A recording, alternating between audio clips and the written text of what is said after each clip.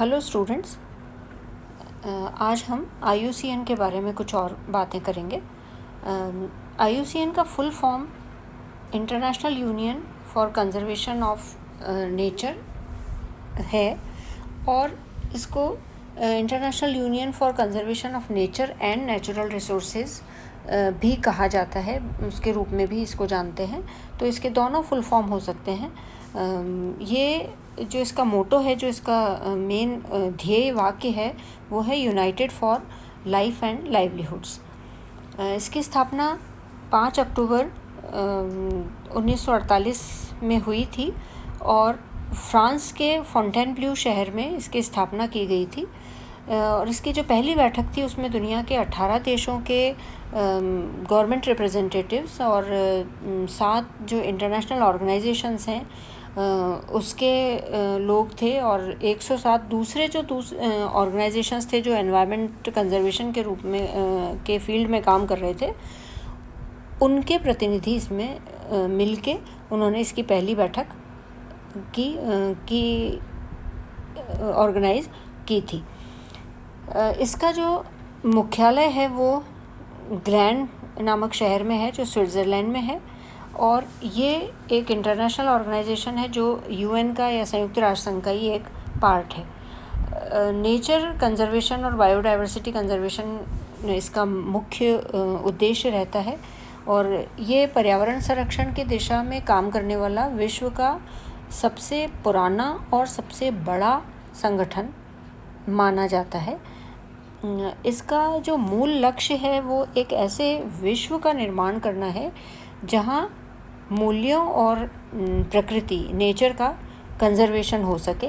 इसी उद्देश्य के लिए IUCN प्रकृति की जो अखंडता है और जो विविधता है, डाइवर्सिटी है, उसको बनाए रखने के लिए ग्लोबल जो भी वर्ल्ड है, वैश्विक समाज है, उसको ये प्रोत्साहित करता है। तो पूरी दुनिया में इसका वर्किंग एरिया मान सकते हैं हम। और इसके करीब 1400 मेंबर्स हैं, साइंटिस्ट हैं जो इस दिशा में लगातार काम करते हैं कंजर्वेशन की दिशा में। अभी 2019 से इसके जो डायरेक्टर जनरल हैं, महानिदेशक हैं, वो डॉक्टर ब्रूनो ओबेरल हैं और जेंग शिनचैंग इसके प्रेसिडेंट हैं। IUCN जो है वो उसका जो मुख्य लक्ष्य है वो एक पर्यावरण संरक्षण का ही है मुख्य लक्ष्य। और बहुत पहले इसको 1956 तक इसे IUPN के नाम से जाना जाता था और IUPN का मतलब था international union for protection of nature. तो IUPN और IUCN एक ही बात है। उसके बाद में 1990 से इसे IUCN के नाम से जाना गया।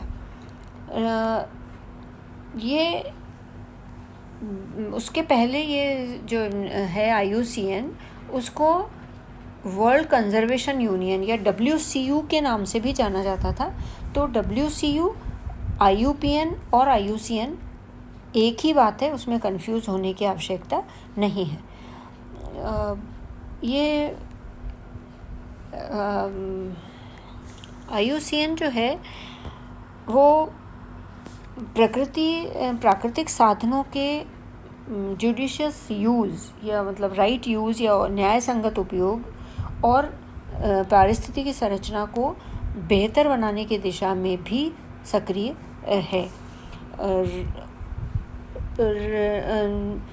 IUCN जो है वो पर्यावरण की जो रिसर्च है, साइंटिफिक रिसर्च है, उसको प्रमोट करता है और नेशनल कंजर्वेशन के लिए जो लॉ बनाए जाते हैं, जो पॉलिसीज़ बनाई जाती हैं, उनमें मदद करता है।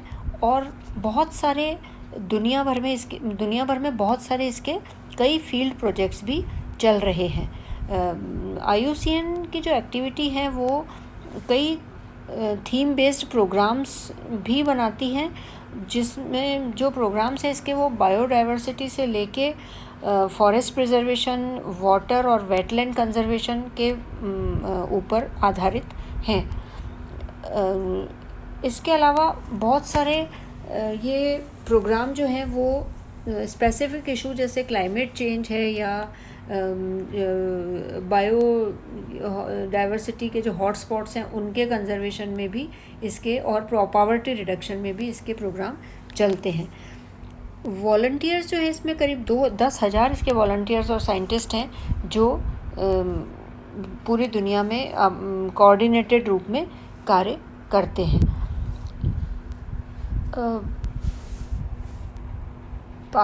जो इकोसिस्टम है उसको बेहतर बनाने की दिशा में ये अच्छा कार्य कर रहे हैं और इसी का एक हिस्सा है रेड लिस्ट का निर्माण करना, जिसकी शुरुआत 1963 में की गई थी। और इसके अलावा जो सस्टेनेबल एनर्जी है या ग्रीन इकोनॉमी है उसके क्षेत्र में भी ये महत्वपूर्ण कार्य कर रहे हैं। तो IUCN जो है वो हर चौथे वर्ष में एक लिस्ट बनाता है, एक ऐसी लिस्ट जारी करता है, सूची प्रकाशित करता है जो ऐसी प्रजातियों के बारे में होती है जो संकटग्रस्त हैं। तो इसका जो IUCN का अगर हम उद्देश्य की बात करें तो इसका मूल उद्देश्य लक्ष्य एक ऐसे विश्व का निर्माण करना है जहाँ मूल्यों और प्रकृति का संरक्षण हो सके। और ये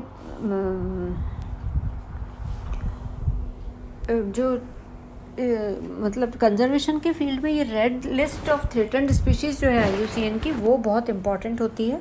और रेड लिस्ट जो है दुनिया भर में फैले हुए हज़ारों वैज्ञानिकों की रिपोर्ट के आधार पर तैयार की जाती है, इसलिए दुनिया में जैव विविधता पर सबसे प्रामाणिक, ऑथेंटिक और रिलायबल या विश्वसनीय सूची जो है वो रेड लिस्ट की मानी जाती है। और ये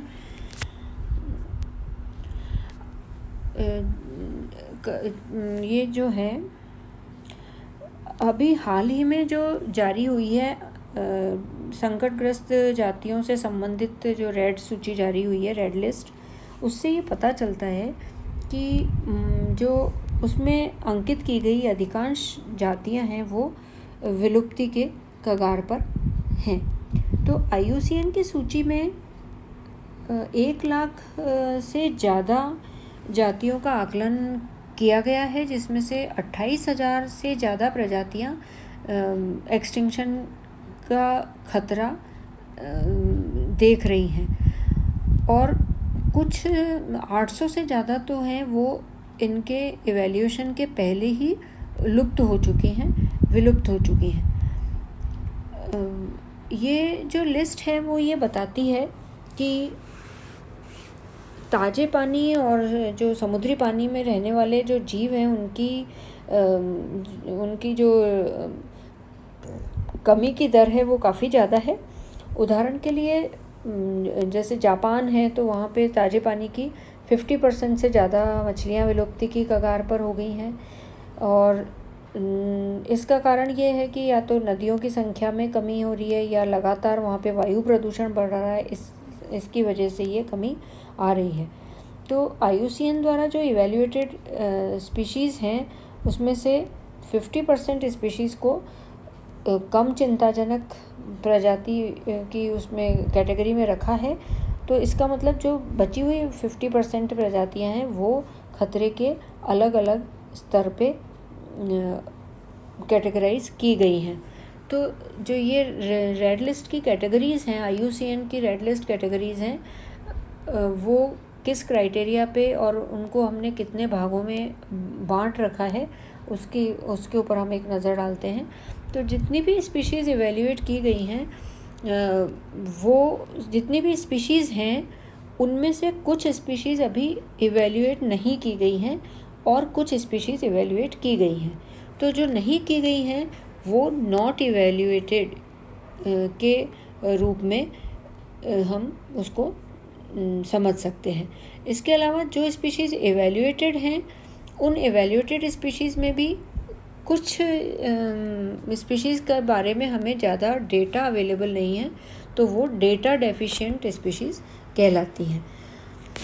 और जो जिन स्पीशीज़ के बारे में एडिक्वेट डेटा अवेलेबल है उनको हमने कैटेगराइज किया है 7 कैटेगरीज़ में, जिसमें एक्सटिंक्ट या extinct in the wild and 3 जो कैटेगरीज़ हैं अगली वो थ्रेटन्ड कैटेगरीज़ हैं, जिसमें क्रिटिकली एंडेंजर्ड हैं, एंडेंजर्ड स्पीशीज़ हैं, वल्नरेबल स्पीशीज़ हैं, नियरली थ्रेटन्ड स्पीशीज़ हैं और लीस्ट कंसर्न स्पीशीज़ आती हैं। तो ये जो 7 और 2 ये नीचे वाली ये मिलके 9 कैटेगरीज़ IUCN ने कैटेगराइज की गई हैं।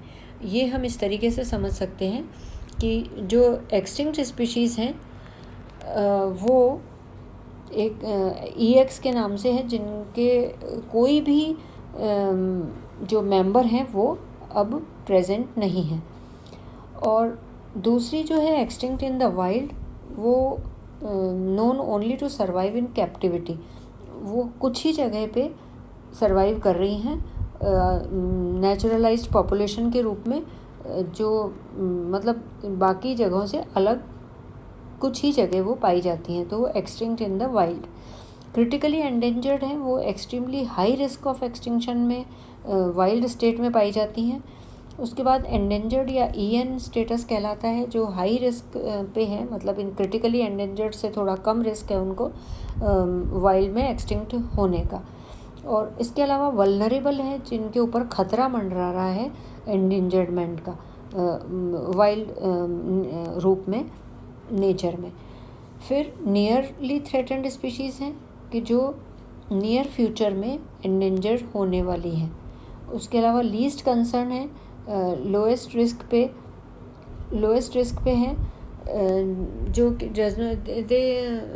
दे don't qualify for a more at risk category, they are wide spread and abundant taxa are included in this category, जिसमें अभी खतरा कम है और जो सबसे ज़्यादा उनका डिस्ट्रीब्यूशन है। उसके बाद जैसा पहले बताया मैंने आपको, डेटा डेफिशिएंट स्पीशीज़ हो सकती हैं, जिनके बारे में अभी नहीं ज़्यादा असेसमेंट किया गया है, और कुछ ऐसी हैं जो नॉट इवेल्युएटेड है या अभी उनका इन क्राइटेरिया पे इवेल्युएशन नहीं किया गया है। तो ये इस बारे में IUCN एक बहुत महत्वपूर्ण काम करता है, और हर चौथे साल ये ऐसे लिस्ट बनाता है, जिससे हमें ये पता चलता है कि वो ये किस तरीके की कितनी स्पीशीज़ इन कैटेगरीज़ में आ रही है। IUCN की मेंबरशिप जो है उसमें 1000 गवर्नमेंट और नॉन गवर्नमेंट ऑर्गेनाइजेशंस हैं। लगभग 140 देशों में ये ऑर्गेनाइजेशन काम करता है, और इसकी एक क्रिटिकली इलेक्टेड काउंसिल होती है, जो कि मेंबर ऑर्गेनाइजेशंस जो हैं उससे वर्ल्ड कंजर्वेशन कांग्रेस होती है हर 4 साल में, उसमें ये इलेक्ट होती है। तो IUCN की जो फंडिंग है, जो बजट है, पैसा है, वो बहुत सारे गवर्नमेंट एजेंसी से, फाउंडेशन से, मेंबर ऑर्गेनाइजेशन से, कॉरपोरेशन से आता है। भारत भी 1969 से IUCN का एक एक्टिव मेंबर है। Thank you very much.